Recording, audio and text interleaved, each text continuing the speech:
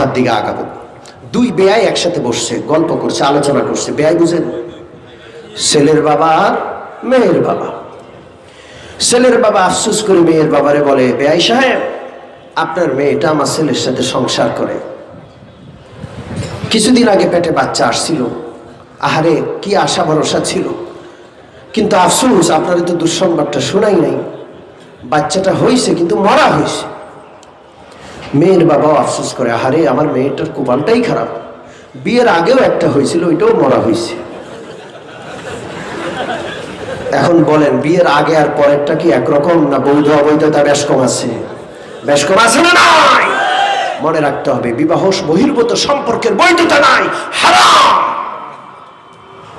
যত ঘুরার জায়গা সব এই চোরা সম্পর্কের লোকেরা ঘুরে ঘুরে বেড়ায়, ঠিক ঠিক না?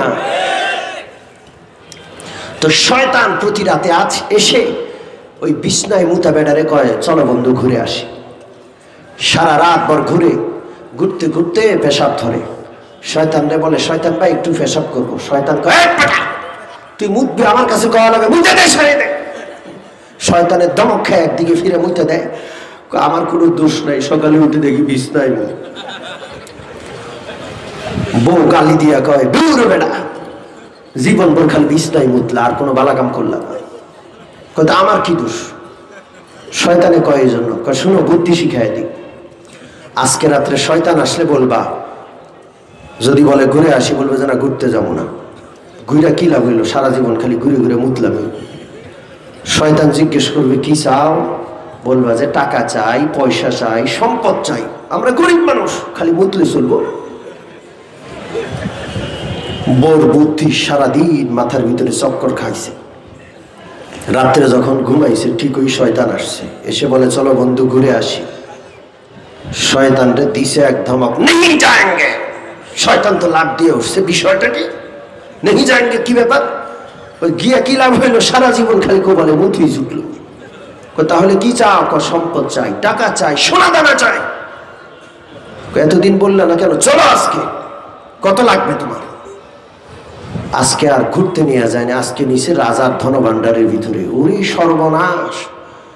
রাজার ধনভাণ্ডারে ঢুকে দেখে যে যেখানে সোনা, সোনার সোনা, স্বর্ণ আর স্বর্ণ, এই সম্পদ দেখে আজকে প্রথমেই মুইতে দিছে বেড়ায়। আরেক জায়গায় গিয়ে দেখে শুধু রূপা আর রূপা, আরেক জায়গায় গিয়ে দেখে টাকার বান্ডেল আর বান্ডেল, আরেক জায়গায় গিয়ে দেখে মণিমুক্তা আর মণিমুক্তা। শয়তানে বস্তা একটা আইনা, কয় ভর, সারা জীবনের জন্মের জন্য ভরেল, রাতভর সোনা, রূপা, মণিমুক্তা, টাকা পয়সার বান্ডেল সব ঢুকাইছে। ভোর রাত্রে শয়তান আইসা দিছে ধমক, এই বেটা, খবর আছে, সকাল হতে যাচ্ছে, সূর্য উঠবে, রাজার প্রহরীরা আসবে, যদি রে বাবা ধরা খাও, পিটাইয়া তোমার হাড় গোড় গুঁড়া করে ফেলবে। তাহলে তাড়াতাড়ি পালা, আর কত লাগবে? একটা জীবন চালাইতে আর কত লাগে? তাড়াতাড়ি বস্তার মুখ বাঁধছে। সারা রাত ভর যে ঢুকাইছে, হুঁশ ছিল না, এখন দেয় লড়াইতেই পারে না। শয়তান দেখো, ভাই একটু লড় না। শয়তান কয়, তোর বোঝা আমি নিব না, নিজের বোঝা নিজে নিতে হবে। আচ্ছা ঠিক আছে, আপনার নেওয়ার দরকার না, আমার পিঠে উঠাই দেন। শয়তান সহ বস্তাইডারে ধইরা যখন পিঠে উঠাইলো, প্রতিদিন তো মুক্ত, আজকে বস্তার ভারে হুরুত করে পায়খানায় করে দিচ্ছে। সকালবেলায় ফোলা মাইয়া, বউ বাচ্চা সব উঠা কয়, এত গন্ধ, বিষয়টা কি? সবার চিৎকার চেঁচামেচিতে তার ঘুম ভাঙছে। ঘুম ভাঙ্গাই টাকার বস্তার কথা মনে পড়ছে, সোনার বস্তার কথা। আমার টাকা, আমার পয়সা, আমার সোনা দানা যতই হাতায়, কোথায় টাকা কোথায় পয়সা, খালি ঘু আর ঘু, খালি ঘু আর ঘু। বউ কয়, আপনি করলেনটা কি? প্রতিদিন মরতেন, আজকে দেখি হাই গায়ে কাকার করে নিচ্ছে।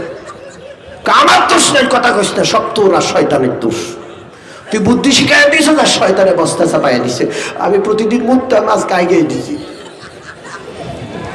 বউ হাত জোর করে মাফ চায়, আল্লাহর রাস্তে মাফ চাই, আপনি মুখে নি ডায়ওয়ালা, আপনি আইগের নাঙ্গ টাকা পয়সা লাগতো না।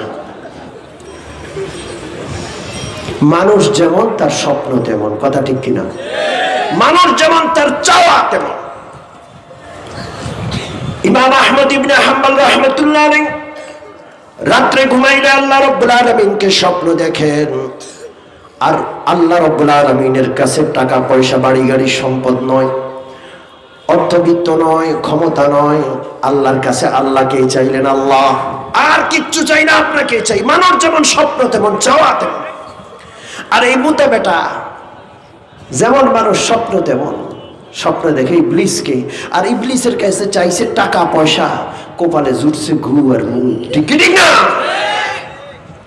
ও মুমিন মুসলমান, ইমাম আহমদ ইবনে হাম্বল আল্লাহ রাব্বুল আলামিনকে 100 বার স্বপ্নে দেখে 100 বার জিজ্ঞেস করলেন। আল্লাহ রাব্বুল আলামিন 100 বার একটাই জবাব দিলেন, ও আহমদ ইবনে হাম্বল, আমাকে পেতে চাও, আমার নৈকট্য লাভ করতে চাও, একটাই পথ, সেটা হলো আমার কালাম। আল্লাহু আকবার। আল্লাহর কালাম ছাড়া আল্লাহকে পাওয়ার, আল্লাহর নৈকট্য লাভ করার আর কোনো পথ নাই, একটাই পথ, আল্লাহর কালাম। আল্লাহু আকবার।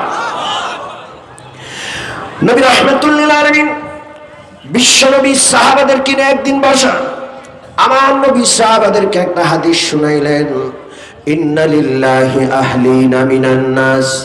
ও আমার সাহাবীরা, পৃথিবীতে কিছু মানুষ আছে যারা আল্লাহর পরিবারভুক্ত। জোরে বলেন, কার পরিবারভুক্ত? কার পরিবারভুক্ত? আল্লাহর পরিবারভুক্ত। সাহাবারা আশ্চর্য হলেন, আল্লাহর ছেলে নাই, মেয়ে নাই, সন্তান নাই, পরিবার নাই, পৃথিবীতে সব তো আল্লাহর বান্দা। এই আল্লাহর বান্দার মধ্যে আল্লাহর বিশেষ বান্দা কারা, যারা আল্লাহর পরিবারভুক্ত? সাহাবারা জিজ্ঞেস করলেন, মান হুম ইয়া রাসূলুল্লাহ, ওগো আল্লাহর নবী, এরা কারা? নবী রাহমাতুল লিল আলামিন বললেন, আহলুল কোরআনে হুম আহলুল্লাহি ওয়া খাসাতু। এরা হলো কোরআন ওয়ালা, এরা আল্লাহর পরিবারভুক্ত এবং আল্লাহর বিশেষ লোক। আল্লাহু আকবার। ও মুমিন মুসলমান, আপনার আমার কলিজার টুকরা সন্তানের হাতে কোরআন তুলে দেন। এই সন্তান আল্লাহ ওয়ালা, আল্লাহর পরিবারভুক্ত, আল্লাহর নৈকট্য প্রাপ্ত বিশেষ বান্দা হয়ে যাবে। সুবহানাল্লাহ। জোরে বলেন সুবহানাল্লাহ। আর সামান্য কয়টা টাকার লোভে সন্তান কি খাবে এই চিন্তা করছেন, রিজিকের মালিক কে? জোরে বলেন আল্লাহ। আল্লাহর কালাম যে পড়বে পড়াবে, তাকে আল্লাহ না খাওয়ায় রাখবেন, এটা হতে পারে? হতে পারে? টাকা পয়সা আর চাকরি বাকরি এই সমস্ত চিন্তায় পড়ে সন্তানকে কোরআন থেকে বঞ্চিত করলেন, সন্তানকে শুধু জাগতিক শিক্ষায় দিলেন, আল্লাহ আল্লাহ রসুলকে চিনাইলেন না। নামাজ রোজার ধার ধারে না সন্তান, লাখ টাকা কোটি টাকা কামায়, আপনি খুব খুশি। এই সন্তানের কি অবস্থা হবে? এই সন্তান আপনাকে কোথায় নিয়ে দাঁড় করাবে? এই দুইটা আয়াত বলে আমার আলোচনা শেষ করব। হাশরের ময়দানে সন্তানদের যখন ফেরেশতারা জাহান্নামের দিকে রওনা করবে নিয়া, সন্তান জাহান্নামের দুয়ারে দাঁড়ায় আল্লাহকে ডাক দেবে, রব্বানা আরিনাল লাযাইনি আযাল্লানা মিনাল জিন্নি ওয়াল ইনসি নাজআলহুমা তাহতা আকদামিনা লিয়াকুনা মিনাল আসফালিন। সন্তান বলবে, আল্লাহ গো, কোথায় আমার মা বাবা? মা বাবা লক্ষ কোটি টাকা খরচ করে দেশে পড়াইছে, বিদেশে পড়িয়েছে, আল্লাহ গো কোরআন শিখায় নাই, নবীর আদর্শ শিখায় নাই, নামাজ রোজা হজ যাকাত ইসলামের বিধিবিধান পরকাল সম্পর্কে জ্ঞান দেয় নাই। টাকা কোটি কোটি কামাইছি, বড় বড় নেতা হয়েছি, নেতৃত্ব দিয়েছি গো আল্লাহ, কিন্তু নামাজ রোজা করি নাই, আজকে পরিণতিতে জাহান্নামে যাচ্ছি। আল্লাহ গো, কোথায় আমার মা বাবা? আমার মা বাবাকে উপস্থিত করেন, নাজআলহুমা তাহতা আকদামিনা। আমার মা বাবাকে জাহান্নামের দুয়ারে দাঁড়াইয়া আগে পায়ের নিচে পাড়াবো, পায়ের নিচে পাড়াবো, এরপরে আমি জাহান্নামে যাব। ও মা বাবারা, সন্তানকে কোরআন থেকে বঞ্চিত করছেন, সন্তানকে আল্লাহ রসুলের আদর্শে আদর্শবান করছেন না, টাকা পয়সার লোভে দ্বীন ইসলাম থেকে দূরে রাখছেন। এই সন্তান জাহান্নামে দুয়ারে দাঁড়াইয়া মা বাবাকে পায়ের নিচে পাড়াবে। কোরআনের আয়াত। অন্য আয়াতে আল্লাহ রাব্বুল আলামিন বলেন, সন্তান আল্লাহ রাব্বুল আলামিনকে ডেকে বলবে, ربنا آتهم ضعفين من العذاب والعنهم لعنا كبيرا। আল্লাহ গো, কোথায় আমার মা বাবা? এই মা বাবা আমাকে আপনার কোরআন থেকে বঞ্চিত করেছে, নামাজ পড়ি নাই, রোজা রাখি নাই, কোনোদিন বলে নাই নামাজ রোজা পড়তে হবে, আখিরাত সম্পর্কে আমার কোনো জ্ঞান ছিল না, সেই বিষয়ে তাদের কোনো চিন্তাও ছিল না। আজকে আমার জন্য আযাবের ফয়সালা হলো। আল্লাহ গো, আমি আমার মা বাবার বিরুদ্ধে আপনার আদালতে মামলা দায়ের করলাম, আমার জন্য যেই সাজা, মা বাবার জন্য ডবল সাজার ব্যবস্থা করতে হবে। সন্তান ওই কঠিন মুসিবতের দিনে আল্লাহর আদালতে মামলা দায়ের করে মা বাবার জন্য ডবল সাজার ব্যবস্থা করবে, ডবল সাজার। বাঁচার কোনো উপায় নাই। সন্তানকে অবশ্যই কোরআন পড়াইতে হবে। হ্যাঁ, আমাদের দেশে ডাক্তারের দরকার আছে, ইঞ্জিনিয়ারের দরকার আছে, আবিষ্কারক বিজ্ঞানীর দরকার আছে, কিন্তু প্রত্যেক মুসলমান সর্বপ্রথম আল্লাহর কোরআন শিখবে। ঠিক কি না? প্রত্যেক মুসলমান নামাজি হবে, হালাল হারাম বুঝবে, আল্লাহকে মানবে, আখিরাতমুখী জীবন যাপন করবে। এই মৌলিক শিক্ষাগুলো প্রত্যেক মা বাবা প্রত্যেক সন্তানকে দিতে হবে, না হয় আল্লাহর আদালতে ধরা পড়ে যাবে। ঠিক কি না? আল্লাহ তাআলা আমাদের প্রত্যেকের কলিজার টুকরা সন্তানকে মহামূল্যবান এই সম্পদকে আরো মূল্যবান বানানোর জন্য তাদের হাতে কোরআন তুলে দেওয়ার, নবীর আদর্শে আদর্শবান বানানোর আল্লাহ আমাদেরকে তৌফিক দান করেন। জোরে বলেন আমিন।